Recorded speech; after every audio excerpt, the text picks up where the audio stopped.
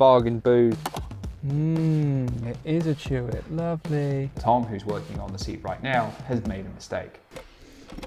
Got the power of Grayskull. Hey everyone, welcome back to the channel. Today we are looking at pulling some codes using my iCarsoft Porsche 2. This has got sort of all the access I need to be able to look into the hundreds of ECUs that are dotted around this car. I'm really excited to start looking into it. Let's get cracking. So this has a 0907 code, load management operation on vehicle electrical system. Now that tends to indicate that there's a poorly battery, and so I'm actually going to ignore all of the other codes for now until we get that battery replaced, because a weak battery can cause all sorts of electrical issues. What I need to do now is go get a battery, because with the slow starting and this error, I definitely think that's the best place to start. This is a big old boy. I mean, look at the size of it. So that's going to be really fun to get into play. But more than enough power and capacity for the car. More dog hair. So we've got the front and the rear bolts off of this seat, which has allowed me to sort of roll it back.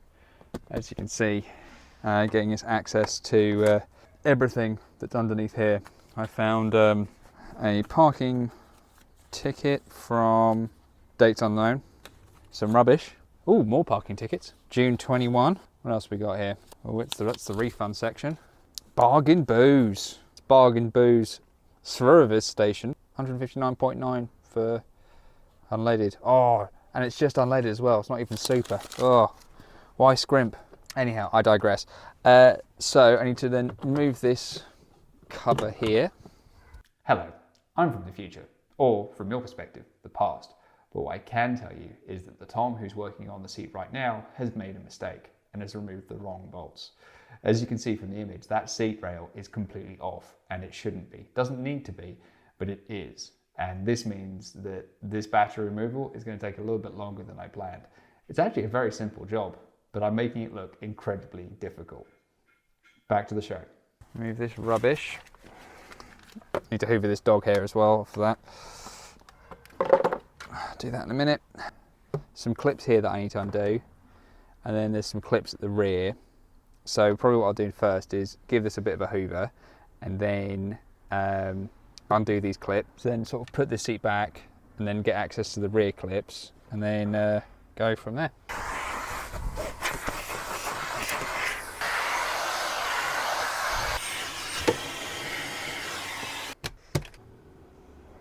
I mean, why they just put this in the boot? God only knows. So we've got both catches released now. All I need to do now is move the seat back, and then probably lift it up and push it back as far as I can go, and that should give me enough access to get the battery out.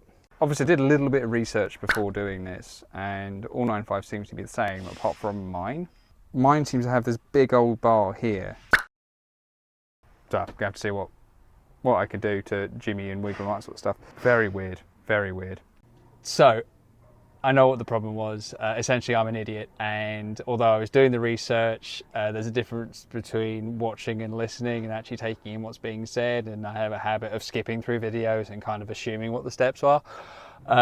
And I was missing some important bits. What I didn't realise is that the chair is actually hinged on, I think, at least on this side. I don't know if it's on that side. So you only have to remove 2 bolts rather than removing the seat entirely, which is what I was doing because I'm a mug. So now it's just a case of removing 2 bolts, and then it's just a case of pushing the seat back, and then see what sort of delights are underneath this seat. Lovely. So we've got let me get my inspection screwdriver. Ah yes, so we have a Freddo, lovely. Is that a Chewit? It is a Chewit, lovely. Used cars, aren't they so nice? Right, okay, so I need to clear up. Oh, what is that? Oh. Some sort of gummy bear. Oh, I found the Chewit. Yummy. Oh, and a prehistoric. mummified McDonald's fry. Yum, yum, yum, yum, yum. Lovely. Oh, that's lunch sorted. All right, so that's the... Ooh, what's this? What's this? Ooh, Revels? We think Revels? I think Revels. All right, I'm gonna get the Hoover on this.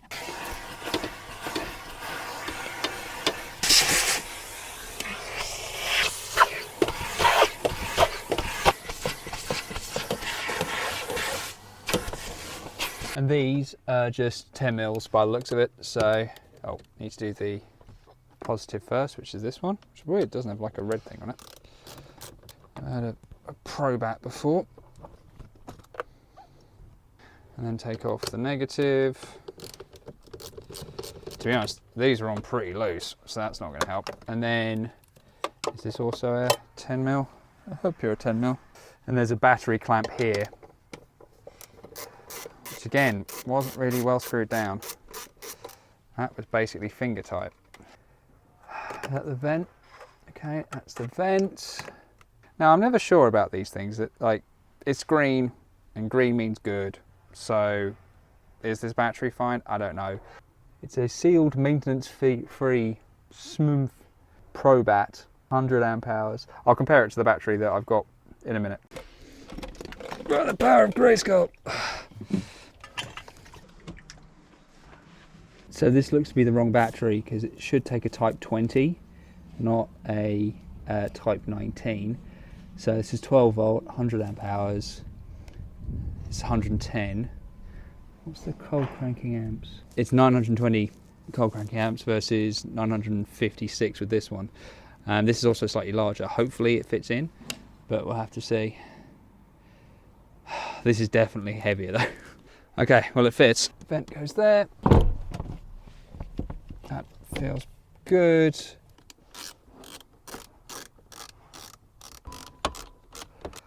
All right, job done. I guess I've got the decision of either starting the car to make sure it starts properly now or putting it all back together. I'm going to start the car now.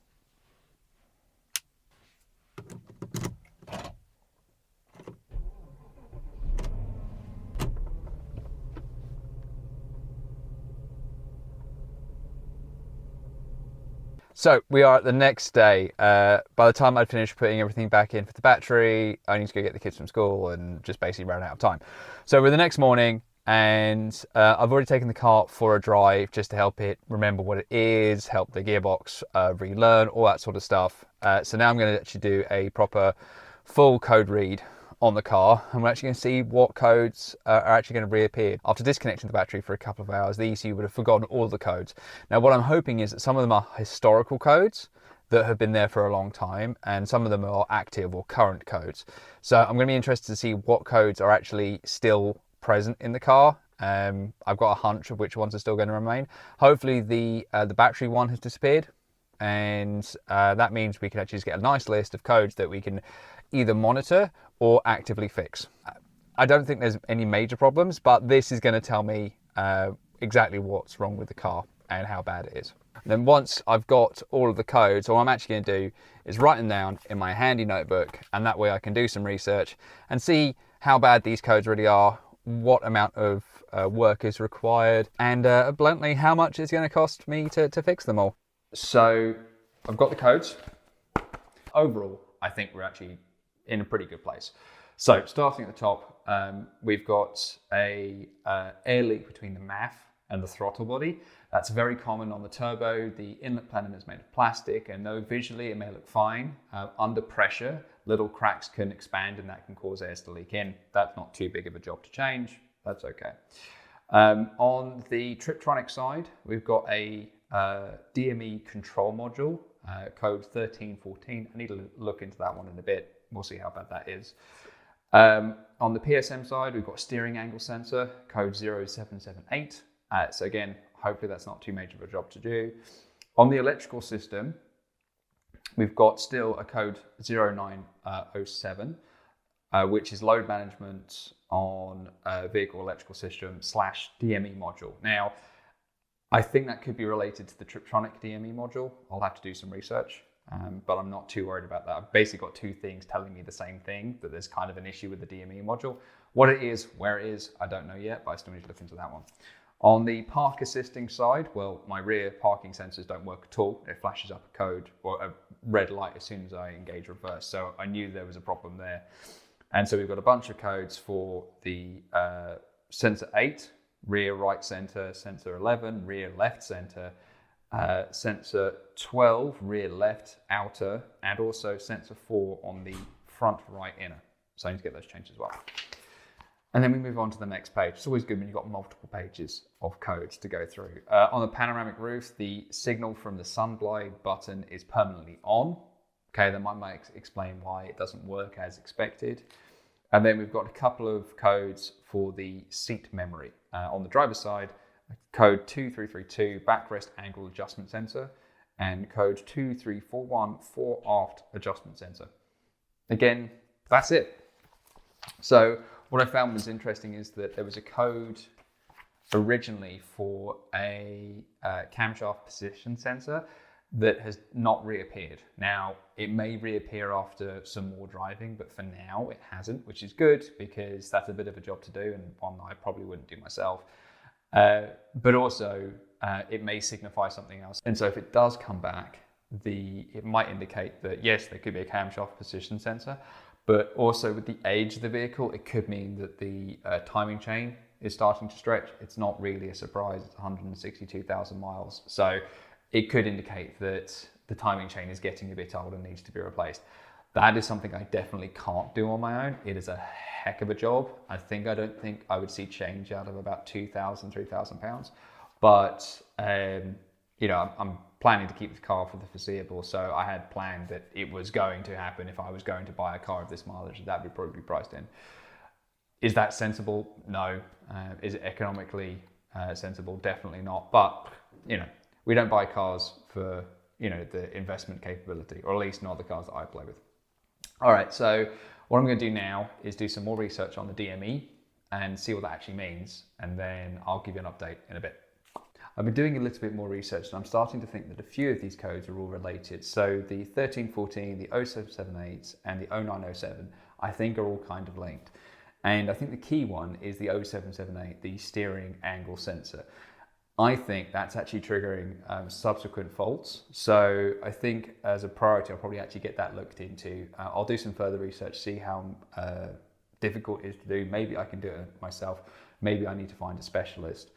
After that, I want to have a look at the air leak, because if that intake plenum is starting to degrade, crack, plastic can obviously fall out and be sucked into the engine and cause a lot of problems. So I need to get that sorted as well. There is a IPD sort of cast aluminium intake plenum that's available, but that's like £700-800 and doesn't really do much. They claim 30 wheel horsepower, but I don't believe that's possible from just an intake at all. But that might be the easiest option. Hopefully I can find a cheaper one, but that's available if I need it. And then the rest of it is all pretty low priority stuff. The park assist and the panoramic roof, that can be just done as and when. So I'm actually really pleasantly surprised there are so few codes. I am of course going to keep scanning over the next couple of days just to make sure nothing crops up. But I think I've come out of this pretty well, unless there's something that I've not seen or I've misunderstood. Equally possible, especially considering the age of the vehicle, the sort of patchy service history, all that sort of stuff. I could have come out a lot worse than I did. So I'm really, really thankful that this car is feeling actually pretty good. And by what the systems are telling me, it's actually performing pretty well. And that brings us to the end of this episode. If you watched this far, thank you so much for watching. I really hope you consider liking and subscribing. And with that, I'll catch you down the road.